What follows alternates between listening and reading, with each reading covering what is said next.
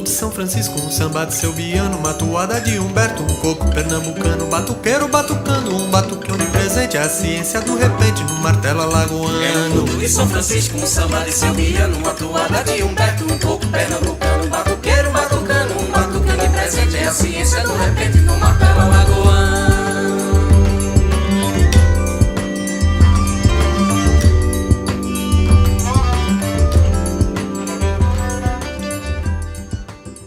Nasci numa fazenda nos arredores da cidade de Garanhuns, em Pernambuco. Foi no ano de 1952, embora sendo registrado em 1951. Era uma fazenda agropecuária, havia grandes plantações de algodão e grande criação de gado leiteiro também, né?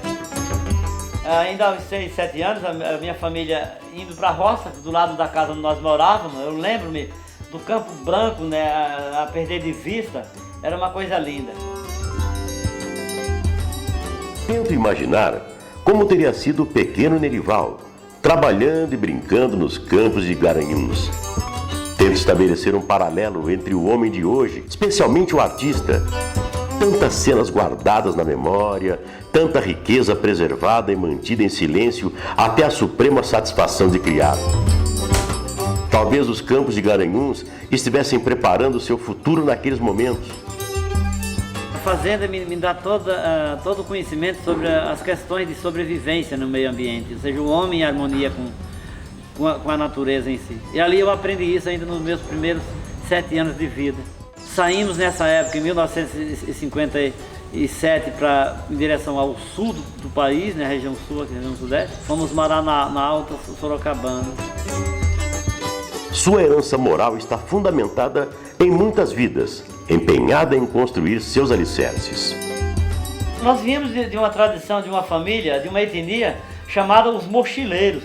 Então, dos 7 anos de idade até chegar aos 11 anos, quando eu cheguei em Auriflama, em 1964, foram 9 mudanças. Essas mudanças para lugares diferentes, dentro do Nordeste e dentro da região Sudeste e Sul, isso nos deu um aprendizado, a mim e aos meus irmãos, e meu pai e minha mãe. Eu me sinto muito emocionada, porque eu tenho um quadro dele chamado Os Retirantes, e que é uma fotografia de uma família saindo de um lugar que não está sendo propício para a agricultura, que é o Nordeste. Ele tem alguma coisa de nostálgico, isso eu sinto no Nerival. É um tipo de nostalgia do paraíso perdido. Talvez a identificação que a família tinha pelo sertão e que ele ainda tem com o sertão tenha feito dele um homem nostálgico, profundamente nostálgico. O paraíso está lá.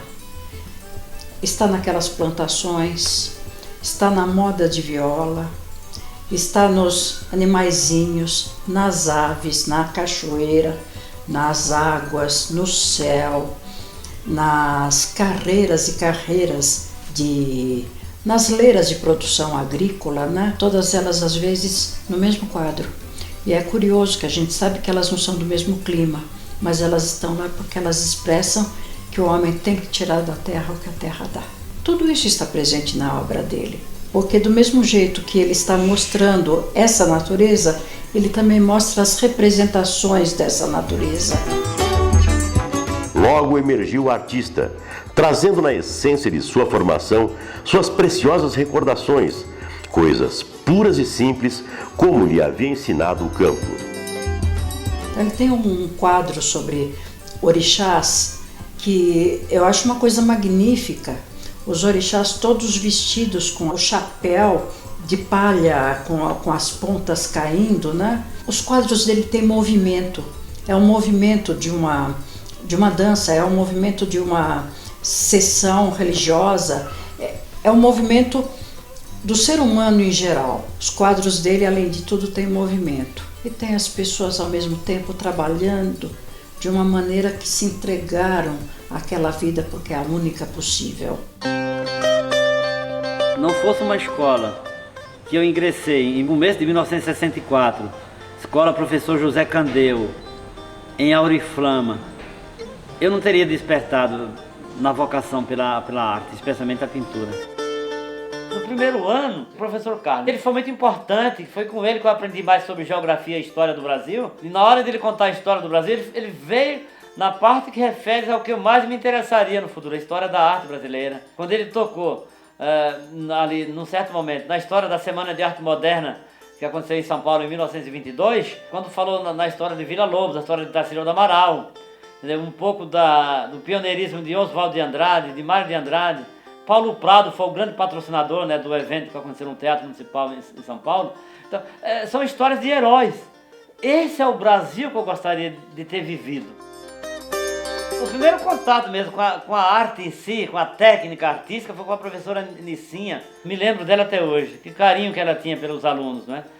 Quando ela descobriu que eu tinha talento para o desenho e para a pintura, começou a dar uma atenção especial para mim. Era uma pessoa que tinha uma delicadeza. Quando ela falava de arte, ela falava como se estivesse vivendo lá na Renascença Cultural.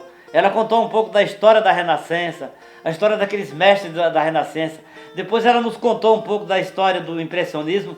Me chamou a atenção em extremo a figura de Van Gogh, um homem da importância daquele de ter tido uma obra somente vendida em toda a sua vida. O compromisso dele era só com a arte, não impostava o mundo político, a sociedade em volta, né, que o discriminava.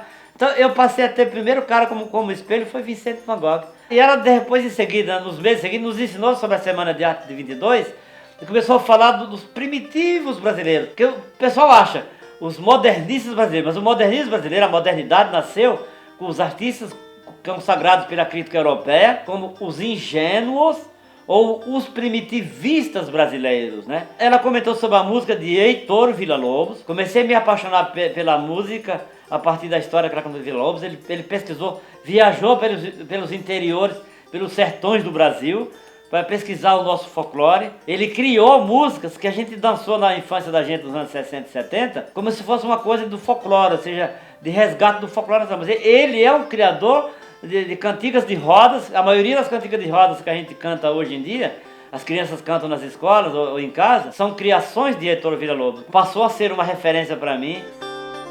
Eles fizeram um concurso em 1968, foi o último ano de meu estágio lá. Quem ganhasse, tirasse primeiro lugar como o melhor desenho do ano, ganharia um estojo de lápis de cores, um estojo de aquarela de qualidade, inclusive material importado, e mais um caderno de 200 páginas, aqueles cadernos de desenho, né, de desenho especial. Pronto. E acabou eu sendo o vencedor. Pronto, fui aplaudido como o artista da escola. Quando chegou no final do ano, na minha despedida na escola lá, eu lembro que o professor Carlos e a professora Nicinha derramaram lágrimas, entendeu? E emociona, cara. Emociona. Disseram pro meu pai, a posse desse rapaz, já não é mais uma criança, ele é um rapaz aos 16 anos, vai ser um grande artista no Brasil, entendeu? Eu não levava isso muito a sério, porque grande artista, na verdade, eu via a figura de Tarsila, a figura de Van Gogh, e o conhecimento que eu tive sobre um artista francês chamado Henri Rousseau. Ele fez o Salão dos Recusados. Esses recusados no Salão de Arte Impressionista, né, que era o Salão dos Impressionistas franceses, né? Os pós-acadêmicos, né? Um crítico de arte o chamou de os ingênuos, é daí que nasce o termo ingênuo. Aí minha história está incluída na história desses ingênuos. Eu tenho de defender isso com muito orgulho. Temos que tirar o chapéu para grandes educadores dos anos 60. O ensino sobre geografia, sobre história, me despertou interesse pela história do seu próprio país, o interesse pelo perfil geográfico, né, do seu país, ou até geológico, poderíamos dizer. Né? Foi assim que eu entrei numa fonte de pesquisas nos cenários paisagísticos que eu desenvolvi ainda nos anos 60, em desenho, em aquarela, guache e lápis de cores. Foi assim que a minha trajetória começou. Nerival prova que primitivismo se faz na busca constante, na pesquisa consciente do ambiente telúrico do sertão, da magia do Pantanal, nas belezas naturais da paisagem brasileira. Quando saímos de Auriflama em 1968 e viemos morar na Grande São Paulo, mais aqui na cidade de Suzano, começamos a trabalhar no setor de construção civil. Foi nesse momento, no setor de construção civil, nos primeiros 2 meses de atividade, arranjamos uma casa para reformar no bairro de Cidade Edson, em Suzano. A dona da casa, a dona Laura, acabou, o meu irmão, acho que foi o Neildo que confessou, o Neildo, o irmão mais velho, contou pra ela que eu era um cara meio espreguiçado, gostava muito de desenho, né? Porque ele viu uma pintura na parede e perguntou se era ela que pintava, né? E ela tinha feito um curso de pintura na época, lá na loja Iacarujá, que tinha um curso de pintura no centro de Suzano, na livraria Iacarujá. A dona Laura, ela me deu uma tela, ela me deu uma caixa, né, com 12 cores de tinta, né, de tinta óleo, entendeu? Ela me deu um solvente e um secante, né? Que na época eu desconhecia esse material. Deu um jogo de pincéis, que ela falou que eu peguei aula, mas vou parar de pintar. Problema de alergia que ela tinha a tinta a óleo. E aquilo ali foi nisso. Ela me explicou, olha, ela pegou outra tela pequena e explicou, você trabalha assim, tá. Ela me deu as primeiras noções de como trabalhar com uma tela em técnica óleo. Eu comecei a ficar apaixonado pela arte de pintar. A técnica óleo me fascinou. Era diferente da técnica gouache, lápis de cores e aquarela que eu aprendi lá em Auriflama, na professora José Candeu. Bem diferente, né? Os efeitos que eu conseguia fazer com a tinta óleo, o retardar, né, da secagem da tinta, começou a me fascinar, porque a tinta gouache e a tinta aquarela tinha secagem rápida e era trabalhado com água, né, aguada. E o lápis de cores não me convencia, eu não conseguia fazer os efeitos de sombra e luz conforme eu consegui com a técnica óleo naquele momento. Entre 1968 e 70, a técnica óleo desenvolveu em mim o raciocínio de um semi-profissional, ou seja, mesmo na faixa de artista amador. Já comecei a sonhar alto a partir das palavras que a professora Nicinha me transmitiu, do professor Carlos também, e a dona Laura também. Ela me deu conselhos, olha, se você gosta de arte, lute por isso. Um fato histórico marcante na vida de Nerival Rodrigues lançou-o no universo das artes plásticas, a destruição do bosque do Parque Dom Pedro. Movido pelo amor à natureza e a São Paulo, despertou-se para um protesto poético contundente, eclodindo em sua primeira composição artística em óleo sobre tela em outubro de 68, motivado pela preocupação com o ecossistema. Ao descer pelo Parque Dom Pedro ali a pé, nós descemos a pé, eu vi uma cena de destruição. Aquela cena me chocou. O que eu fiz? Eu fiz um rascunho, né, uns desenhos, uns esboços, né, daquela cena ali. Aparecia ao fundo uma coisa bem notável, que era o edifício do Banespa, né, do Banco do Estado de São Paulo. E apareceu em cena. E eu fiz o esboço, prédio por prédio ao fundo, árvore por árvore, coqueiro por coqueiro, os que estavam sendo cortados. Mas antes deles derrubarem as primeiras, foi uma sorte minha. Eu consegui retratar como era fielmente aquela cena ali. Guardei aquela tela, pintei outras telas após ela, pintei tábuas, né, Eucatex. Mas ali era uma tela a primeira que eu pintei, foi aquela que a dona Laura me deu. Aí aconteceu que em 1973, trabalhando na IBM, um colega que prestava serviço à CBS, que veio a ser a Columbia, né, a gravadora Columbia, né? Aí esse rapaz foi responsável para me apresentar ao então radialista Hélio Ribeiro, professor de comunicação social da ECA USP, uma das maiores vozes da história do rádio brasileiro. Mas em 73 ele estava na Rádio Bandeirantes, São Paulo, como diretor artístico da Rádio Bandeirantes. Eu dei uma tela que eu havia pintado, a número 2, que era uma cena da rua Ipiranga, com o Hotel Hilton, a Igreja da Consolação. Eu fiz com gouache, técnica mista, gouache e óleo, para explicar a ele que tudo é possível, né? Pode usar até a técnica mista também. E ele ficou fascinado porque até o brilho dos vidros do hotel, do Hotel Hilton, eram nítidos, né, na técnica. Eu era um impressionista, eu não era ainda um artista descoberto como um artista ingênuo. Mas a filosofia da cultura ingênua estava martelando na minha cabeça. Contanto que o Hélio Ribeiro me aconselhou a procurar por uma pessoa chamada Sauro Decol, diretor da Associação dos Artistas Plásticos e Artesãos da Feira de Arte da Praça da República. O Sauro Decol ficou fascinado, falou, nós só vamos ter data de inscrição para testes daqui a 4 meses. Mas você foi indicado pelo Hélio Ribeiro, eu vou ver o que eu faço para te dar uma prioridade. Ele abriu uma exceção, conversou com a comissão julgadora, né, que fazia parte da associação na época, fiz um teste com lápis de cores. E eu ouvi eles cochicharem, ele é um primitivo. Mas eu não tinha noção do que ele queria referir. Me parece que foi o Enoque Sacramento presente naquele dia ali. Quando se trata de artistas que buscam uma arte original e criativa, fica difícil classificá-la ou defini-la precisamente.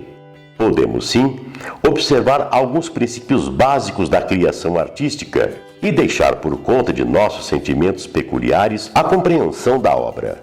Nerival é um desses artistas referidos.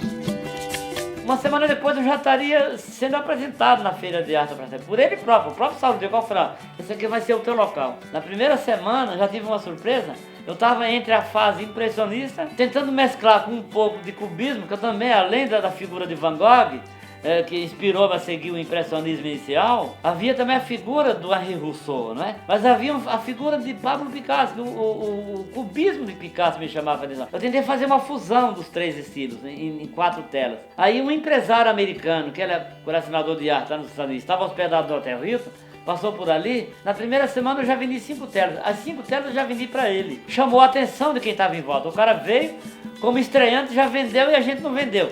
Então a partir daquele dia, começou a criar rodinha em volta de mim. O que é que eu fiz? Eu levei uma tela para pintar ao vivo lá. Pronto, fazia roda em volta de mim. Eu me lembro que eu tinha levado uma tela pintada com a figura do cantor Neil Diamond, de quem eu era fã. Eu pintei uma foto antiga dele, ele com violão, né? Ele fazia música folk, né? Música acústica, né? Então eu era fã da música dele. Ela se identificava com a música folk dos anos 60, a qual eu me identifiquei com Bob Dylan. Lá em Auriflama eu havia ouvido pela primeira vez a música do Bob Dylan, que se identificava com o repente do Nordeste. Lembrava Luiz Gonzaga, levava um repentista. Me identifiquei com ele tocando a gaita, a harmônica, não é? E a viola acústica, não é? Eu comecei a ter uma identidade com essa música folk americana, com a música do Neil Diamond, pelo espiritualismo. Ele era um cantor de música gospel, né, americana na época, ele era pastor. E naquela segunda semana apareceu aquela cantora, a cantora Diana. Entendeu? E ela se admirou e comprou o quadro. Foi um dinheiro bom, né? E começou a chamar a atenção dos demais expositores da Praça República. Nerival rompeu as barreiras do rural e urbano, do ontem e do hoje, para a soberania das telas e tintas, transformando-as em acervos em vários continentes. Mensagem de paz, alegria e vida harmônica, acentuada nas magníficas perspectivas de suas obras, elevam a alma como as músicas de qualidade, as belas poesias líricas e os bons vinhos. Veio o dia da temporada de chuvas, em que eu perdi 5 semanas seguidas, né? Ficava estiado durante o meio da semana e no fim de semana vinha a chuvarada. Eu havia pedido demissão na IBM, fiz um acordo com eles, não é? Eu estava sem emprego fixo, né? Aí me apercebi que tinha feito uma bobagem, saí de um emprego que me daria um grande futuro, né? Embora o meu sonho com a arte eu achava que daria muito mais futuro, né? Que era o meu sonho. E eu acreditei mais no sonho, mas eu tive que buscar um outro emprego. Quase no final de 73, surgiu vaga na NISK do Brasil, uma indústria de rolamento de origem nipônica, não é? Em começo de janeiro eu estava entrando a trabalhar do ano de 1974. O Nerival eu conheci na empresa, ele trabalhava como operário e lavava peças. Numa dessas visitas à fábrica, fazendo as visitas, olhando o funcionário, eu via ele com alguns quadros, né? E que me interessou. Um amigo meu chamado Rubens Cavalcante descobriu que eu gostava de arte, não é? E um certo dia eu levei uma tela, o Rubens Cavalcante viu aquela tela ali no chão, né? Colocada no corredor dentro, ali entre o banheiro e o refeitório da fábrica, não é? Chegou aos ouvidos do gerente administrativo da empresa, chamado Tsuneo Fukumaru. O que mais chamou minha atenção é que eu gosto do relevo brasileiro, as plantações, o relevo. E eu noto assim que no quadro dele deve ter mais figuras atrás. Então o quadro dele não é um quadro só, ficam 2, 3 quadros. Você nota que tem um fundo com uma casinha, uma plantação de café, outro com uma parte da cana, com o pessoal extraindo a cana, tudo. E na frente mostra o povo sofrido nordestino, né? Primeiro, ele faz o céu. Depois, a terra, seus sulcos, as árvores, os frutos e, finalmente, os homens e mulheres que colhem aquilo que a natureza produz. Não se trata de uma parábola da Bíblia, mas da forma como o pintor Nerival Rodrigues realiza suas obras. Ao ver como Nerival constrói seus quadros, fica evidente sua visão de mundo. A força vital de sua arte brota da terra. A partir dela, consegue compreender o mundo à sua volta e multiplicação da vida. Os frutos que o solo oferece são a maior dádiva da arte, um dom que não se ensina, só se aprende. Assim é a arte de Nerival Rodrigues.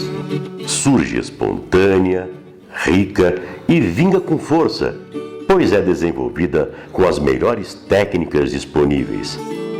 Nessa fusão entre o talento oriundo, não se sabe de que segredo divino, e a técnica aprendida com muita observação, o pintor atinge uma arte viçosa, forte e alegre.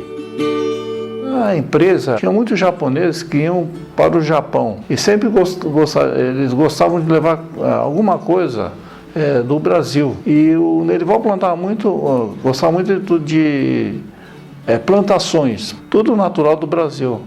E eu notei, mostrando para esses japoneses já de certa idade, o interesse deles nisso aí, né? E algumas telas começamos a enviar assim 100 quadros, enrolado, tudo, entregando esse presente para essas pessoas. E foi indo, aí os japoneses gostaram, cada japonês que ia embora queria ter um quadro do Nerival. E foram muitos, né? Que foram, né?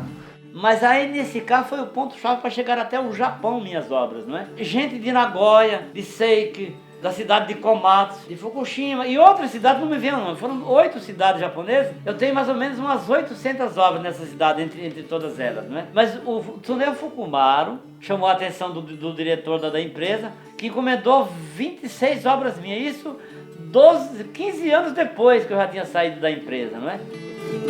Nós, brasileiros, agradecemos pela contribuição dada à história de nosso país em relevar à nossa cultura tão grande contribuição. Tsuneo Fukumaru tornar-se-ia o meu grande mecenas, junto com Hélio Ribeiro. Esse Hélio Ribeiro parece que ajudou muito ele lá, deu algumas dicas boas para ele, né? Eu me lembro que naquela época ele subiu bastante em termos de quadros dele, de exposições dele, e alguns quadros até para a América Central. Falar de Nerival Rodrigues é mencionar um dos mais destacados representantes da nova geração naif brasileira. Como figuras ingênuas, cheias de vitalidade e cor, que aparecem nas obras de Nerival Rodrigues, são produtos não apenas de sua sensibilidade artística e de suas emoções mais profundas, mas também de uma árdua investigação sobre o interior do Brasil. Com muito orgulho, o Brasil apresenta o trabalho deste grande artista e compatriota.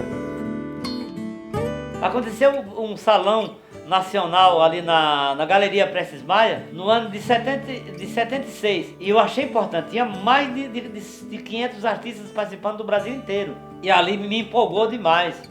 Eu estava desenvolvendo uma fase intermediária dentro do surrealismo. Eu não sei por que razão eu me deixei influenciar pelo movimento surrealista na época. Não consigo dar-me conta do que me influenciou. Eu pintei cerca de umas 300 obras nessa fase. A beleza e simplicidade eloquentes em seus traços criam em Nerival o potencial adquirido na vivência do artista em observação das verdades realísticas de seu povo. Infinito é o seu objetivo, pois o artista, ao retratar sua gente, não estabeleceu regras. Eu não conheço bem, eu não sou estudioso de pintura, mas o início dele, ele pintava coisas meio até assombrosas. Eu olhava assim, meio escura, né? Assombrosas, né? Era um período que ele passou, né? Não sei, um período da vida dele, se tem influência ou não, mas foi. Eu vi um dia a cavalaria dos militares entraram na Praça da República em 73 ainda. Pô, muitos amigos foram levados presos por fato de estar com 3 ou 4 cigarros de marihuana. Ou outros que estavam com um livro ali sobre Che Guevara, ou sobre as raízes do socialismo, pronto. Foi tudo. Ou estava com um livro de Paulo Freire, bastaria isso. Só isso, entendeu? Só isso. Então me revoltou aquilo ali. Eu acho que a vida de praça era muito sofrida e arriscada. Porque eu não estava firme. Na fase amadorística, estava imaturo, vendia uma vez, outra vez não, né? Vendia muito barato minhas obras. Depois de quebrar a cara, vai pra cá, vai pra lá. Arranjei emprego na Companhia Suzano de Papel e Celulose. A adaptação ao meio urbano constituiu-lhe um desafio. Uma crise existencial em paradoxo ao Nerival rural, urbano e operário da Companhia Suzano de Papel e Celulose e da NSK do Brasil. Como se constrói uma história, não é? Todos nós precisamos de todos nós, não é? Companhia Suzano de Papel e Celulose. E eu mostrei aquelas fotos para o seu Nelson Piva, gerente de Efluentes. Aí quando eu decidi que iria embora 4 anos e meio depois, aí o Piva pegou, me dá, você trouxe mais fotos aí, deixa eu mostrar isso pro diretor da empresa da Companhia Suzano e Professor, o senhor Luiz Carlos Madureira, saber por que você quer sair, não quer ficar mais na Suzano. Mas a pessoa chave ali, a esposa do senhor Luiz Carlos Madureira, dona Lígia Madureira, para levar a conhecimento do filho do dono da empresa. Não, você precisa ser descoberto como artista da fábrica também, porque não há ninguém aqui dentro que pinte como você. Aí conversaram entre eles, aí chegaram num acordo para me demitir da empresa, num acordo feito, e eu peguei uma boa bolada em dinheiro que deu para então me dar uma sustentabilidade a partir dali, no campo da produção artística. Em 1982 eu sairia da Companhia Suzano. Mesmo após sair da Suzano, eu teria o apoio da dona Lígia Madureira. Ficaram sabendo que eu estava com quadro exposto na Galeria de Arte do Sérgio Parada, na rua Ricardo Vilhena, no centro de Mogi. Foi lá que já comprou as primeiras obras minhas lá. Obras que foram pintadas em Suzano, cujo pessoa responsável por minha descoberta em Suzano foi Fernando Yamazaki, colunista social do diário do jornal A Comarca de Suzano, que havia feito a minha primeira exposição ainda na fase amadorística lá, em 1975, lá em Suzano. A maioria dos colecionadores foram apresentados pelo Sérgio Parada, pelo Fernando Yamazaki, contanto que o meu maior colecionador na região é o Dr. Fábio Knish Aihara. Comprou até recentemente, até o ano de 2005, 2006, ele comprava uma média de 2, 3 obras por mês. Ele comprou um total de 46 obras minhas até agora. Voltando lá para São Paulo, aí eu conheci nessa época a dona Nelly Toledo. Ela era diretora na área de restauração de obras da Secretaria de Cultura do Estado. Na época ela arranjou uma exposição para mim no Paço das Artes. O Paço das Artes na época tinha a Galeria 2 na Secretaria da Cultura. Eu fiz uma exposição individual. A minha primeira individual na capital paulista seria essa exposição. Na década de 80, passou da fase amadora à profissional, com o objetivo de fazer um primitivismo diferenciado. Entretanto, em 1982, de volta à terra natal, Pernambuco, decidiu-se pelo nativismo, retratando nas telas a fauna e a flora inspirado nos artistas regionais, temática que lhe abrangeu 15 anos de experiências. Os primeiros contatos que eu tive com o Nerival aconteceram quando eu trabalhava na universidade, isso na década de 80, em 1980 precisamente. Então nós fazíamos eventos e para os eventos nós chamávamos os artistas locais e o Nerival estava entre eles. Era um grande artista e era o único naif que nós tínhamos realmente aqui na cidade. A obra dele era uma obra que encantava a gente à primeira vista. E a pessoa dele, então o que falar da pessoa dele? Ele é uma pessoa delicada de índole, é um homem muito culto, autodidata, fez-se a si próprio, né? E um pintor incansável. O número de obras que esse homem produziu é assustador. A gente chega a ficar espantado como é que uma única pessoa com os seus pincéis consegue produzir tanto quanto ele produz. Quadros maravilhosos, quadros humanos. Teve grande influência do cubismo, 86 e 87. A partir daí, definiu a linguagem de sua pintura com o padrão dos artistas naifes contemporâneos. Nerival eu conheci ele lá no fim de 80, na década de 80, em Embu. A gente participou de um salão oficial em Embu e o meu enteado queria comprar, viu um quadro do Nerival e gostou, queria comprar. Aí foi olhar o telefone, o prefixo era de Mogi, que era 469. Né? Aí chegando em Mogi, ele entrou em contato, o Nerival foi lá em casa, que a gente tinha uma galeria, e daí em diante a minha marchand começou também a trabalhar com o Nerival. Participamos de muitos eventos aí em Brasília, Goiânia, Costa Rica, aqui no interior todo, aqui na região toda, São Paulo, então Santos, fizemos muita Rio de Janeiro. Participamos das feiras do Lemos Brito, ganhamos prêmio, eu ganhei um prêmio com o Nerival. Primeiro lugar, o Nerival ganhou o primeiro lugar e eu o primeiro lugar em esculturas. E o prêmio era tirar uma foto com o Pelé. Então tem tanta história que dá para escrever uns 2, 3 livros. Fui para Garanhuns em 1982, organizei um movimento cultural lá, junto com o artista retratista Walter Vieira de Araújo. Conheci Ana Maria Valença, que foi uma pessoa primordial para a sustentação da minha carreira breve de 1 ano e meio lá. Eu participei de vários salões, que eu não posso citar todos eles agora, foram mais de 150 salões de arte aqui na região da Grande São Paulo, cidade do interior de São Paulo, exposições tipo salões Participei de uma exposição coletiva na Holanda, na cidade de Amsterdã, no Centro Cultural José Martí, dentro do World Trade Center de Amsterdã. Nesse tempo começou a chamar a atenção, porque a exposição que eu participei em Amsterdã, eu viria a participar de uma em Viña del Mar, no Chile. Fábio Lemos e dona Vera Correia organizaram um grande evento, fui premiado, medalha de prata lá. No Museu de Arqueologia da Bolívia, a família Lemos organizou lá também. Mas me dá saudade que eu vivi no Pantanal, atravessei o Pantanal, o convívio com nativos indígenas ali da região de Miranda, não é? Lá em Corumbá também eu conheci pessoas importantes que me passaram informações sobre o Pantanal. Futuramente eu viria a conhecer o Beto Espíndola, viria a conhecer, ter um contato com Almir Sater, esse pessoal pantaneiro, né, que faziam parte da cultura pantaneira. A Tetê Espíndola, um tio dela chamado Erasmo Miranda, me fez eu pintar um retrato dela dentro da Chapada dos Guimarães, né, com animais, pássaros e peixes. E aquele quadro é histórico, está no meu livro agora de 50 anos, não é? Eu acho que o ápice do trabalho dele, além, lógico, de toda a produção de Óleo sobre Tela, a gente pode, eu sempre lembro que ele fez um trabalho magnífico lá no Recife, né, que foi reproduzido em argila as pinturas dele, com uma fidelidade incrível, né? Houve um respeito pelo desenho dele, pela cor, por tudo, né? E ele foi muito feliz nesse trabalho, né? Uma firma lá no Recife, que foi inaugurada pela presidente na época. Um trabalho horizontal e um vertical, que realmente é para sempre aquilo, né? O trabalho dele foi transformado em relevo de uma maneira excepcional. Nerival Rodrigues enraiza sua pintura na modéstia e na luminosidade do sentimento interiorano de vida. É mais um descendente da grande vertente naif da pintura brasileira. Num olhar atento sobre as melhores pinturas desse jovem tímido e obstinado, de caminho simples, mas que toca diretamente a memória atávica, encontraremos ressonâncias do timbre brasileiro de Portinari, de Cavalcanti e Tarsila do Amaral, sem que essas referências cheguem sequer a ser influências. São valores plásticos que ele sabiamente assimilou e passa a discutir numa linguagem que é sua. Vejamos os pontos de referência visual mais envolventes nesses quadros. Em primeiro lugar, o domínio da tinta. É um pintor que amacia a tinta, ligando pinceladas curtas sob a forma compacta e volumosa.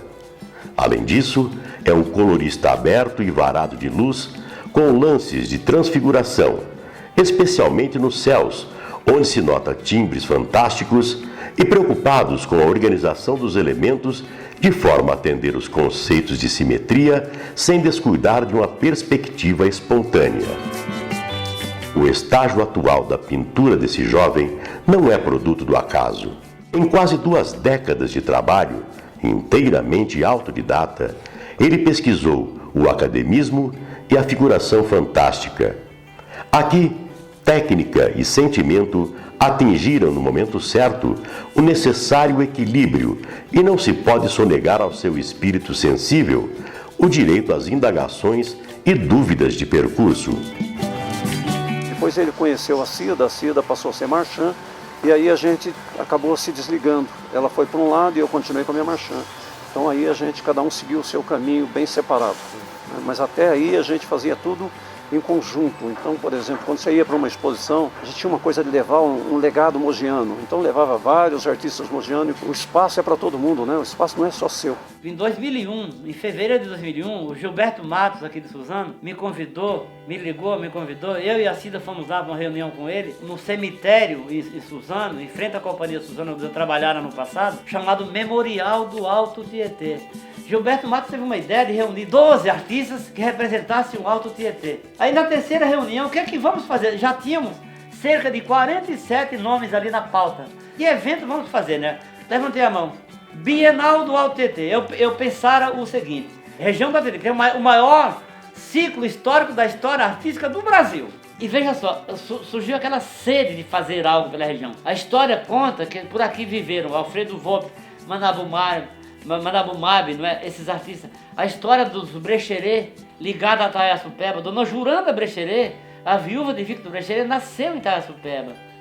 Antônio Maria Vandeville, sabe? Barros do Mulato, entendeu? Você vai pegar Antônio Ferri, Vilma Ramos, Olga Nóbrega, entendeu? Uma série de mais de 100 artistas célebres que fizeram parte dessa história. Lá no passado, no século XIX, com a missão francesa vindo a convite da família real portuguesa, vieram Thomas Ender, Jean-Baptiste Debré e tantos outros nomes. Só que Debré era um nome mundial, né, já na época, representando a missão francesa, não é?